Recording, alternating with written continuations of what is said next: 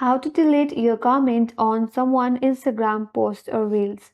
Now let's get started. First and foremost, launch the Instagram application in your mobile device. After that, always make sure that you're logged in with your Instagram account. Once you're logged in and you land on your home page, now navigate to your profile page by tapping on the profile icon from the bottom right corner. Once you're on your profile page, now again head over to the top right corner, then tap on three line icon. Now under the settings and activity page, scroll down a bit and then tap on your activity options. And now on this page, you have to look for comments and then tap on comments. Now on this page, you will be able to view all your comments that you have made on someone's Instagram post or reels. So from there, head over to top right corner, then tap and select. Now select the comment that you would like to delete.